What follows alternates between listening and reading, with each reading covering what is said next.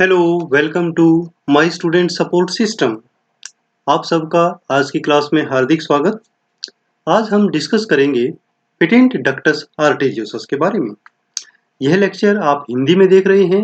यदि आप इसी लेक्चर को इंग्लिश में देखना चाहते हैं, इंग्लिश में स्टडी करना चाहते हैं, तो जस्ट आई बटन पर क्लिक करें। वहां से आपको लिंक मिलेगा और आप डायरेक्ट चैनल को भी विजिट कर सकते हैं। पेटेंट डक्टस आर्टेरियोसस क्या है? पहले हम देखेंगे कि डक्टस आर्टेरियोसस क्या है। डक्टस आर्टेरियोसस जो एक विकासशील भ्रूण में एक स्पेशल रक्त वाहिका होती है छोटी सी, जो पल्मोनरी आर्टरी और ऑर्टा को जोड़ती है, जिससे जो ब्लड है वो डायरेक्ट राइट वेंट्रिकल से ऑर्टा में चला जाता है, क्योंकि लंग्स उस समय काम नहीं कर रहे होते हैं। यह जो डक्टस आर्टेरियोसस है, ये जस्ट आफ्टर बर्थ जब लंग्स काम करना शुरू कर देते हैं तो ये क्लोज हो जाती है। ये नॉर्मल कंडीशन है। बट यदि ये क्लोज नहीं हो तो जो कंडीशन उत्पन्न होती है उसे हम पेटेंट डक्टस आर्टेरियोसस कहते हैं। तो पेटेंट डक्टस आर्टेरियोसस एक जन्मजात डिसऑर्डर है, जिसमें डक्टस आर्टेरियोसस जन्म के बाद भी बंद होने में विफल रहता है, बंद नहीं होता है। और जो अनऑक्सीजनेटेड ब्लड है और ऑक्सीजनेटेड ब्लड है वो आपस में मिक्स होता रहता है, और जो इसमें प्रेशर ज्यादा होता है तो ये जो ऑक्सीजनेटेड ब्लड है ये फिर से लंग्स में जाता रहता है और यहीं पर ये घूमता रहता है। यदि एक छोटा पेटेंट डक्टस आर्टेरियोसस हो तो गंभीर समस्याएं पैदा नहीं होती है और उपचार की भी आवश्यकता नहीं पड़ती है। कई बार इवन एडल्टहुड तक भी उसको कोई भी परेशानी नहीं होती है। परंतु यदि बड़ा डक्टस आर्टेरियोसस हो तो समस्याएं उत्पन्न होती हैं, सांस की दिक्कत होती है, ऑक्सीजनेशन सेल्स का प्रॉपर नहीं हो पाता और इवन हार्ट फेलियर भी हो सकता है। इसके क्या लक्षण उत्पन्न हो सकेंगे? पेटेंट डक्टस आर्टेरियोसस के जो लक्षण हैं वो आकार या ट्यूब का जो ल्यूमन है, साइज है, उस पर डिपेंड करेगा। और जो बच्चा है वो प्री टर्म है या फुल टर्म है, यानी पूर्ण अवधि का है या पहले से है, उस पर डिपेंड करेगा। एक यदि छोटा पीडीए है तो कोई भी लक्षण उत्पन्न नॉर्मली नहीं होते हैं, और यहां तक कि व्यस्तता तक, मतलब एडल्टहुड तक भी हमें कोई भी लक्षण नहीं मिलेंगे। परंतु यदि बड़ा पीडीए हो तो जन्म के तुरंत बाद हार्ट फेलियर के लक्षण आ सकते हैं।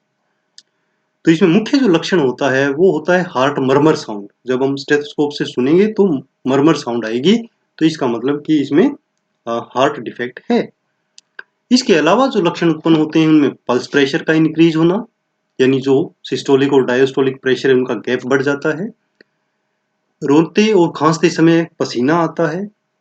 लगातार टेकिपनिया होता है, सांस फूलता है, आसानी से थक जाता है बच्चा, और टैकिकार्डिया भी होता है, यानी हृदय की गति भी काफी तेज होती है। ऐसे बच्चों का डायग्नोसिस कैसे करेंगे? तो सबसे पहले तो डायग्नोसिस का हमें हिंट मिल जाता है जब स्टेथोस्कोप से उसमें मरमर साउंड सुनते हैं। तो दूसरा, इकोकार्डियोग्राफी करवा सकते हैं और चेस्ट एक्सरे करवा सकते हैं। ट्रीटमेंट, जैसा हमने अभी डिस्कस किया कि छोटा पेटेंट डक्टस आर्टेरियोसस है तो उसमें ट्रीटमेंट की आवश्यकता होती ही नहीं है, और जो ट्रीटमेंट है वो डिपेंड करता है बच्चे की उम्र पर, यदि वो प्री टर्म है या फुल टर्म है, और उसकी टोटल एज बाद में भी। इसके लिए कई विकल्प हो सकते हैं, जैसे सबसे पहला वॉचफुल वेटिंग, फिर मेडिसिन, सर्जिकल क्लोजर और कैथेटर प्रोसीजर। वॉचफुल वेटिंग क्या है? एक यदि प्री टर्म बेबी में पीडीए है तो हम केवल उसको वॉच करते हैं और वो नॉर्मली अपने आप बंद होता है। केवल उसको निगरानी करते रहेंगे और ध्यान रखेंगे कि जो वो रक्त वाहिका है वो सही से बंद हो रही है। और यदि पूर्ण अवधि वाले बच्चे हैं, जो फुल टर्म बेबी हैं या वयस्क हैं और उनके छोटे पीडीए हैं, तो उन्हें सिर्फ निगरानी करनी होती है और कोई भी ट्रीटमेंट नहीं देना होता। दूसरा है मेडिसिन। मेडिसिन का रोल प्री टर्म बेबी में है।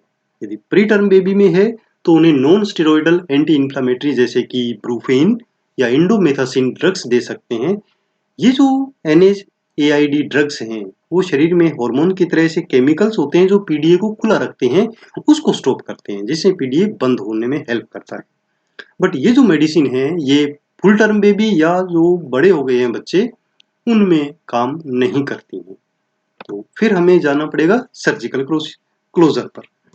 सर्जिकल क्लोजर एक सर्जिकल मैनेजमेंट है जिसमें सर्जन ओपन हार्ट सर्जरी करते हैं और ओपन करने के बाद चेस्ट कैविटी को कट करने के बाद हार्ट तक पहुंचते हैं और वहां पर जो डक्टस आर्टेरियोसस है उसको सूचर या क्लैंप से क्लोज कर देते हैं। इसके बाद बच्चे को कुछ समय तक हॉस्पिटल रहना होगा ऑब्जर्वेशन के लिए। आमतौर पर एक बच्चे को इस हार्ट सर्जरी के बाद पूरी तरह ठीक होने में कुछ हफ्ते लग सकते हैं। फिर है कैथेटर प्रोसीजर। कैथेटर प्रक्रिया में एक कैथेटर ग्रोइन से रक्तवाहिका में डाला जाता है और जो हार्ट तक जाती है और इसी कैथेटर के माध्यम से डक्टस आर्टेरियोसस को बंद करने के लिए प्लग या कॉइल डाली जाती है तो वो बंद हो जाता है। ये भी एक सिंपल प्रोसीजर है, इसमें हॉस्पिटल में ज़्यादा रहने की आवश्यकता नहीं होती है। यदि बच्चा हॉस्पिटल में है तो क्या नर्सिंग मैनेजमेंट की जरूरत पड़ेगी? सबसे पहले तो पीडीए में श्वसन और हृदय की जो स्थिति है उसका कंटिन्यूस ऑब्जर्वेशन करना है। अगर सांस की तकलीफ के लक्षण हैं तो बच्चों को सेमी फॉरवर्ड पोजीशन में रखा जाना चाहिए। सभी दवाएं समय पर दें और माता पिता को भी बच्चे की देखरेख में शामिल करें। इनटेक आउटपुट चार्ट बनाएं ताकि बच्चे की न्यूट्रिशनल और जो वाटर बैलेंस है उसकी स्थिति का आंकलन किया जा सके। यदि सर्जरी या कैथेटराइजेशन की प्रक्रिया को निर्धारित किया गया है तो माता पिता को प्रक्रिया के बारे में सूचना दें, उन्हें सर्जरी के लिए तैयार करें। माता पिता के जो एंजाइटी लेवल है उसको भी असेस करें और कम करने के लिए चिंताओं को उनकी साइकोलॉजिकल सपोर्ट प्रदान करें।